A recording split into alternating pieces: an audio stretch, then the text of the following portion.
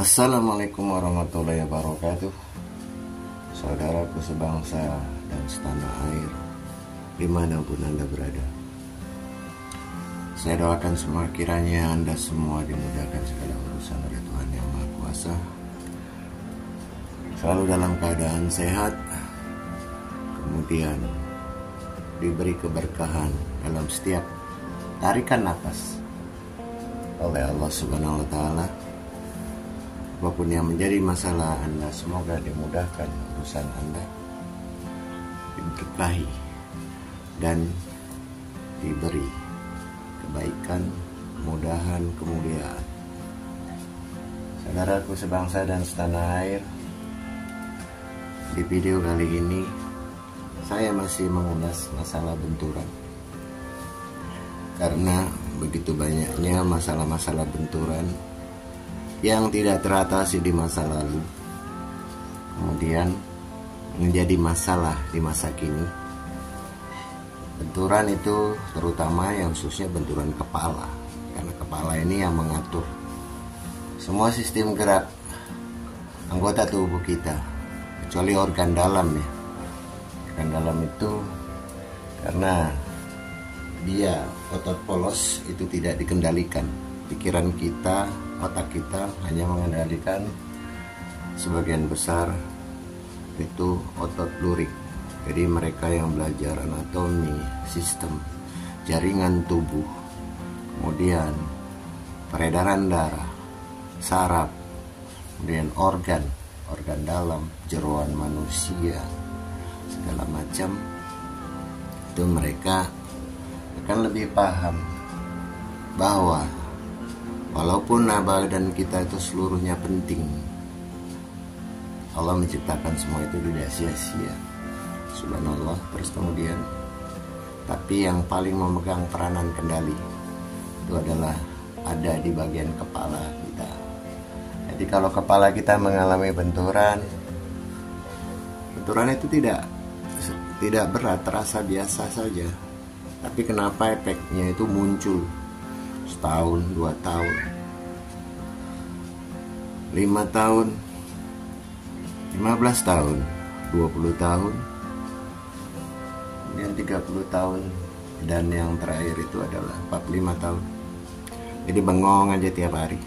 Dulu dia mengalami benturan di bagian kepala, kata keluarganya itu tidak apa-apa. Nah tapi waktu scan itu termasuk terlambat, karena 5 bulan kemudian baru di scan. Hasilnya ya negatif lah.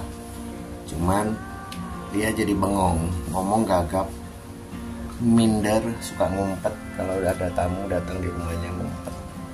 Itu bukan karena kesambit atau sesuatu penyakit yang di luar, non fisik. Jadi saudaraku sekalian, masalah benturan itu sebenarnya sudah banyak saya bahas. Tapi karena kepala adalah bagian yang sangat vital, jadi biasanya orang benturan dikit, atau dia ini tidak apa-apa. Saat ini nggak ada benjol juga, nggak ada memar, nggak ada lebam, kulit kepala yang terbentur dipegang juga cuma sakit biasa. Tapi nanti kemudian efek bertahun-tahun kemudian itu nyata, karena saya bukan kata orang, itu praktek saya. Katakan dari tahun 90 sampai sekarang itu udah 30 tahun lebih, dan belajar anatomi, sistem saraf itu ya bertahun-tahun. Untuk anatomi saja itu ya bisa ada 2 tahun lebih, kemudian sistem saraf, jaringan, otak manusia segala macam itu sama Dr. Ali bedah saraf itu 3 tahunan lebih. Kemudian saya pelajarin banyak hal, herbal, patah tulang, saraf kejepit, atau segala sesuatu yang berhubungan dengan saraf.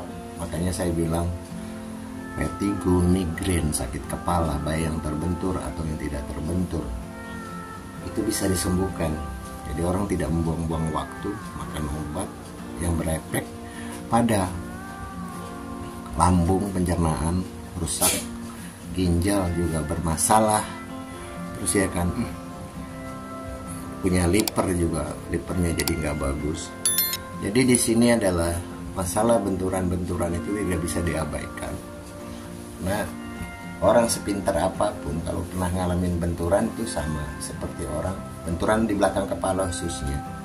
Itu kalau udah mengalami benturan, dia sepintar apapun tuh jadi pelongo, bengong gitu. Ajak ngomong dia ngerti maksud ucapan orang, tapi untuk menjawabnya aja dia udah susah. Kadang-kadang untuk mengingat 2 kalimat pun itu susah. Jadi intinya adalah saya akan menjelaskan secara detail, dan siapapun yang pernah mengalami benturan di masa lalu dan sampai sekarang trauma dari benturan itu, efek benturan itu masih tetap ada, Anda boleh tinggalkan pertanyaan di kolom komentar apapun yang akan Anda tanyakan tentang masalah benturan itu. Dan benturan itu memang benturan, benar-benar benturan, bukan hanya kadang-kadang orang cuma ngetes saja ini orang pengetahuannya kayak apa. Saya itu udah 30 tahun lebih ngurusin masalah gitu dan belajar saraf cukup lama, apalagi anatomi.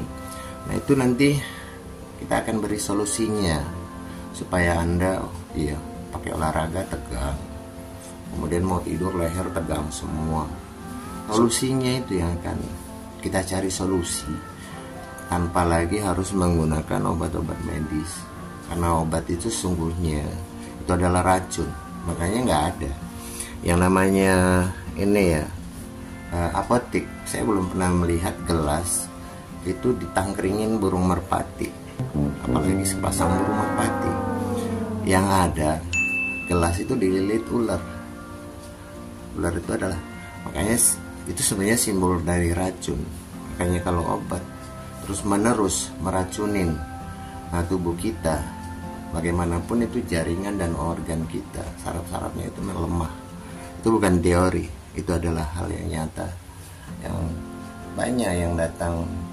Kemudian saya terapi modelnya begini-begini, saya sudah Pak dok datang MRI segala macam. MRI karena itu udah tertinggi gitu. Terus ada yang mengatakan udah scan, dan kepala saya baik-baik saja Pak, tapi kenapa saya sering sakit kepala disebabkan dari benturan itu, dan itu benturan udah lama gitu loh. Jadi semua jejak benturan Anda, apalagi sudah di atas 1 tahun, itu tidak akan terekam oleh alat-alat medis. Saya sendiri akan mengatakan ini nggak bisa diobati secara tradisional, Anda harus ke medis. Misalnya bagian saraf, ya udah Anda ke neurologi. Ini tulang Anda bermasalah, tidak bisa saya tanganin dengan ini, itu harus menggunakan obat dokter, atau minimal Anda temuin dokter ortopedi gitu. Jadi enggak ini, Anda ini mengalami penyakit dalam, coba dites ini, Anda coba temuin bagian internis, konsultasi dulu gitu. Jadi enggak asal-asal. Jadi penyakit mana yang bisa ditangani secara tradisional, itu akan saya katakan ya ini bisa. Jadi saya tidak memanfaatkan orang sakit berobat dulu ke saya baru nanti ke sana. Itu bukanlah cara saya. Cara saya itu hanya menolong, dan saya tidak pernah mengenakan tarif apapun. Walaupun orang itu udah habis beratus-ratus juta berobat ke rumah sakit yang mahal, penyakitnya tetap utuh.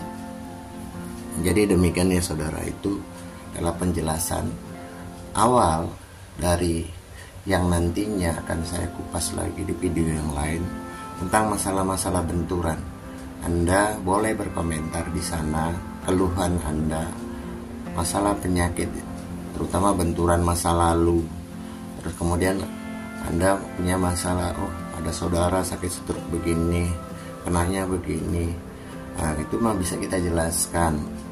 Nanti pasti kalau misalnya kayak gitu, kita itu nggak bisa mengandalkan medis seluruhnya, karena setiap bagian dari pengobatan herbal maupun medikal atau pengobatan medis itu punya sisi kelebihan dan sisi kelemahan. Seperti saya, ini nggak bisa saya atasin karena ini penyakitnya, misalnya usus buntunya ini sudah ini sudah infeksi, Anda harus segera pergi ke rumah sakit dan dipotong. Jadi saya bukan ini Pak, saya bukan sakit ini turun bro, bukan, itu sebelah kanan, dan itu udah nggak bisa, Anda jalan aja udah bungkuk-bungkuk. Jadi itulah ulasan sekilas pandang tentang pengobatan herbal Nanti kita akan ulas lagi masalah-masalah bagian di kepala, mana aja yang terbentur yang bisa menyebabkan berbahaya. Ada orang terbentur tapi tidak mengeluarkan darah dari hidung ataupun mulut, tidak juga dari kuping, tapi sudah ada pendarahan di dalam, itu justru lebih berbahaya. Padahal dia kelihatan baik-baik saja. Ada orang, saya mengantarin orang ke sana, teman saya keluar muntah darah dari mulut, dari hidung, sementara dia sendiri nggak melakukan ronsen gitu. Akhirnya temannya mau dioperasi, bisa, dia sendiri kemudian bangun pagi sudah nggak bangun, udah kaku karena dia ada pendarahan. Itulah yang berbahaya, itu yang paling berbahaya dari semua benturan, karena adanya bekuan darah yang tadi menggenangin jaringan otak dia, jaringan otak di dalam tengkorak itu menyumbat dan menekan saraf pusat, membuat seseorang itu bisa anfal dalam beberapa jam, kemudian koma beberapa jam juga, kemudian dia nggak tertolong. Padahal kan wah, kelihatan biasa-biasa aja. Anda jangan menganggap bahwa itu adalah biasa, karena setiap resiko benturan kalau di area kepala itu dampaknya kalau pun panjang pasti ada masalah efek sampingnya ke depan beberapa tahun kemudian. Jadi demikian ya. Jadi kalau masanya ada ini yang perlu Anda tanyakan, Anda tinggalkan saja pertanyaan di kolom komentar. Mohon maaf bila ada kesalahan dalam pengucapan. Kemudian billahi taufik wal hidayah. Assalamualaikum warahmatullahi wabarakatuh.